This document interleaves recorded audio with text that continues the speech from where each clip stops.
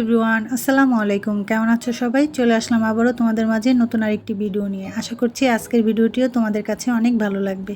তো দেখো, আমাদের বাসায় এই ধরনের জারগুলো থাকে। অনেক সময় কি হয়, ঢাকনাগুলো হারিয়ে যায় কিংবা ভেঙে যায়, তখন এই জারগুলো আমরা কি করি, ফেলে দিই।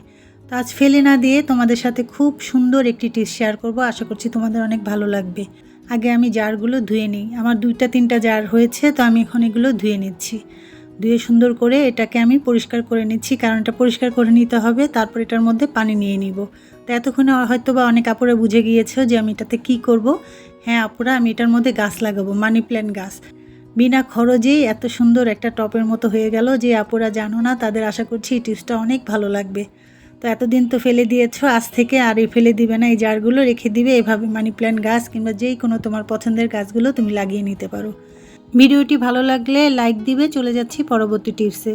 তো দেখো আপুরা, আমরা প্রত্যেক দিন সকালে রুটি বানাই, আর রুটি বানার শেষে দেখি 4-5টা অনেক আটা পড়ে গেছে। তো আমাদের প্রত্যেক দিন যদি এভাবে করে একটু একটু আটা পড়ে, তাহলে কত পরিমাণ আটাগুলো নষ্ট হচ্ছে, আমাদের অপচয় হচ্ছে। চিন্তা করো আপুরা। তো আজ আমি তোমাদের সাথে একটি টিপস শেয়ার করছি। আশা করছি এই টিপসটি ভালো লাগবে। রুটি বেলার আগে অবশ্যই একটা পেপার যদি নিচে দিয়ে নিতে পারো, তাহলে কিন্তু আমরা অপচয় হাত থেকে বেঁচে যেতে পারি। তো দেখো, আমি একটা রুটি বানিয়ে দেখাচ্ছি যে কিভাবে আমি এই আটাগুলো রেখে দিব। তো রুটি বানানো আমার শেষ। তো দেখাচ্ছি পিঠার আটাগুলো আর এই যে নিচে পড়া আটাগুলো আমি কিভাবে ব্যবহার করব। তো দেখো, আমি এভাবে পরিষ্কার করে নিলাম। এখন আমি এই আটাগুলো যেখান থেকে রুটি বানিয়েছি ওখানেও রাখতে পারি, কিংবা একটা ফ্রিজের মধ্যে দেখো আমার মতো এভাবে রেখে দিতে পারো। তাহলে দেখবে প্রত্যেক দিন একটু করে রেখে কতগুলো আটা আমাদের অপচয় হয়। আশা করছি আপুদের এই টিপসটা ভালো লেগেছে। চলে যাচ্ছি পরবর্তী টিপসে। আমরা অনেকেই চশমা পরি, কিন্তু মাঝে মধ্যে চশমা পরার কারণেও দেখা যায় যে আমরা ভালো মতো ঠিকঠাক দেখতে পারি না, কারণ চশমাটা অনেক ঘোলা হয়ে যায়। এর জন্য অনেক সময় কিন্তু চশমার মধ্যে একটু দাগও পড়ে থাকে। তো সেগুলো আমরা পরিষ্কার করি কি দিয়ে, জামার নিচের অংশ কিংবা গেঞ্জির নিচের অংশটুকু দিয়ে মুছে নিই।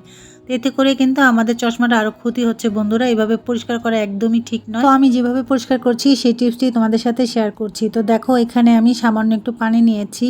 তো তোমরা চাইলে পানির পরিবর্তে ভিনেগার থাকলে নিতে পারো, এতে করে অনেকটাই আরও বেশি কাজ হবে।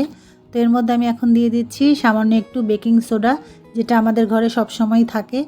এখন ভালো করে একটু মিশিয়ে নিচ্ছি। তারপর এই চশমাটা আমি ভালো করে এই পানিটার মধ্যে ধুয়ে নিব। তোমরা এই টিপসটা অবশ্যই বাসায় একবার করে দেখতে পারো আপুরাও। সপ্তাহে একবার করবে, প্রতিদিন করার দরকার নেই।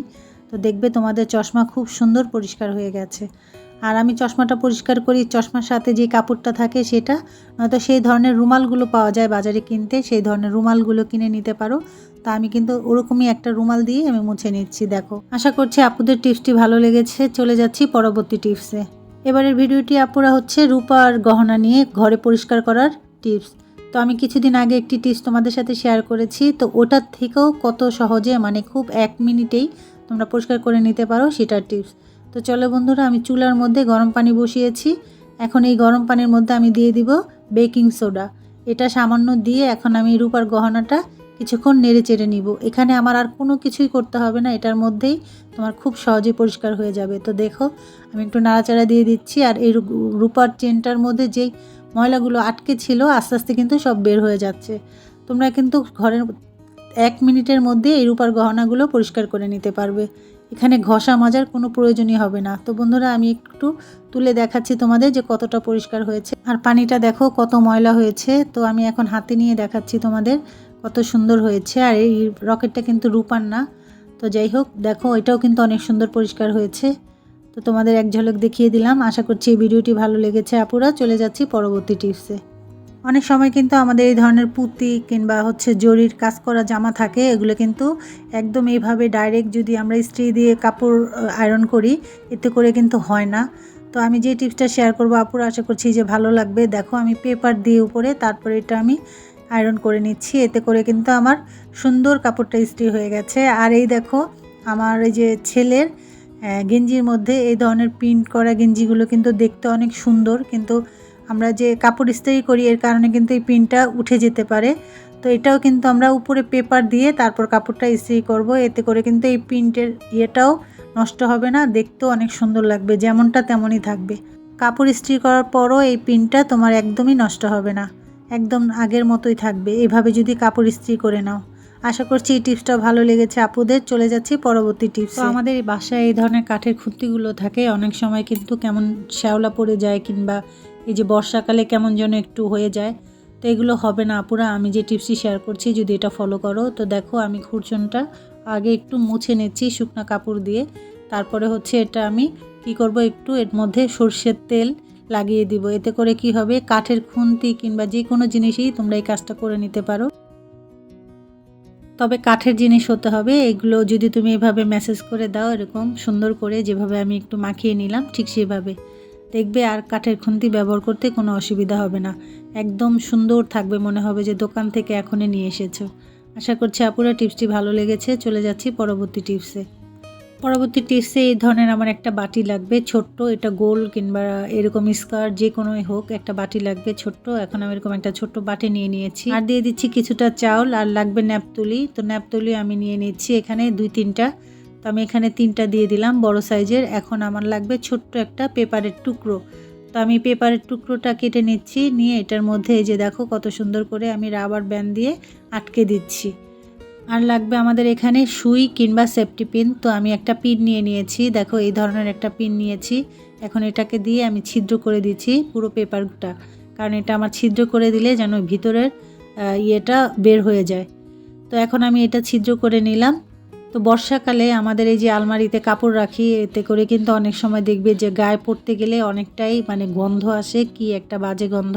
আর সব সময় রৌদ্রেও দেওয়া যায় না, কারণ এই বৃষ্টি এই রৌদ্র, এর জন্য। তো এরকম একটা টিপস শেয়ার করলাম আপুরা, তোমরা এইভাবে করে দেখতে পারো, কোনো গন্ধও থাকবে না, কাপড় থাকবে একদম নতুনের মতো। পুরনো কাপড় বা গেঞ্জি এগুলো ফেলে দিচ্ছেন, তো ফেলে দিবেন না, আজকের ভিডিওটি আপনার জন্য। তো দেখুন আপুরা, আমি এখানে অনেকগুলো গেঞ্জি নিয়েছি বাচ্চার, আর পুরনো কাপড় নিয়েছি। তো এটা দিয়ে আমি একটি টিপস শেয়ার করছি, আশা করছি আপুদের ভালো লাগবে। এর মধ্যে থেকে আমি একটি গেঞ্জি নিয়েছি, গেঞ্জিটা এখন আমি উল্টে নিব, কারণ আমার উল্টে নিতে হবে। এখন আমি উল্টে নিচ্ছি গেঞ্জিটা। দেখো আপুরা, এই যে উল্টে নেওয়ার পরে এখন আমি যা করব, যেভাবে আমরা কুচি দেই শাড়িতে ঠিক সেভাবে। আর আমি দেখাচ্ছিলাম আমার ছেলের গেঞ্জিটা ছিদ্র হয়ে গেছে, এর জন্য পড়ছে না আর কি। তো দেখো এইভাবে আমি কুচির মতো করে নিয়ে নিলাম, দেখলেই আপুরা বুঝতে পারবে। আর এই যে কত সুন্দর করে আমি পুরোটা নিয়ে নিয়েছি। এখন এই মাথার অংশটা আমি একটা রাবার ব্যান্ড দিয়ে এটাকে আমি বেঁধে দিব। তো দেখো আপুরা, আমি যেভাবে বাঁধছি সেটা তোমরা দেখলেই বুঝতে পারবে। দেখো কত সুন্দর ফুলের মতো হয়েছে, আমি বেঁধে নিলাম আর একটু দেখিয়ে দিচ্ছি তোমাদের। এখন এটাকে আবার আমি এখন উল্টে নিব।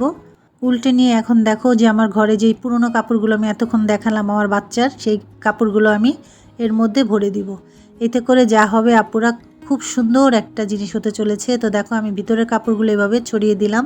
এখন আমি পুরনো গেঞ্জিগুলো সব ভরে নিচ্ছি এক এক করে। তোমরা যে শুধু গেঞ্জি লাগবে তা নয় আপুরা, তোমাদের ঘরে যা আছে পুরনো কাপড় ওইভাবে করেও নিতে পারো। তোমাদের যদি নতুন টুকরো কাপড় থাকে সেটা দিয়ে করে নিতে পারো। এখানে না আছে সেলাইয়ের ঝামেলা, না আছে কাটাকাটির, এভাবেই সহজেই তোমরা এটা বানিয়ে নিবে। তো আমি 4-5টা এখন সুন্দর করে গোল করে নিচ্ছি আপুরা, যতটুকু পেরেছি কাপড় দিয়ে নিয়েছি। আর এখন আবার আমি কুচির মতো করে এই যে হাত এভাবে ঘুরিয়ে ঘুরিয়ে দেখো নিয়ে নিচ্ছি। এতে করে কিন্তু সুন্দর একটা কুচির মতো এখানে হবে, আর দেখতে কিন্তু অনেকটাই সুন্দর লাগবে। দেখো আমি ছড়িয়েও দিচ্ছি। এখানেও আমার একটা রাবার ব্যান্ড লাগবে, এটা দিয়ে আমি আটকে দিচ্ছি। এটা দিয়ে সুন্দর একটা কুশন বানিয়ে নিলাম আপুরা, দেখো কত সুন্দর হয়েছে। এটা তুমি যে কোনো জায়গায় রাখতে পারবে, কিংবা বাচ্চারা এটার মধ্যে বসতে পারবে, খাটের উপরে রাখতে পারবে, যে কোনো জায়গায়। আশা করছি ভিডিওটা ভালো লেগেছে। তো আজ এই পর্যন্তই, আল্লাহ হাফিজ, আসসালামু আলাইকুম।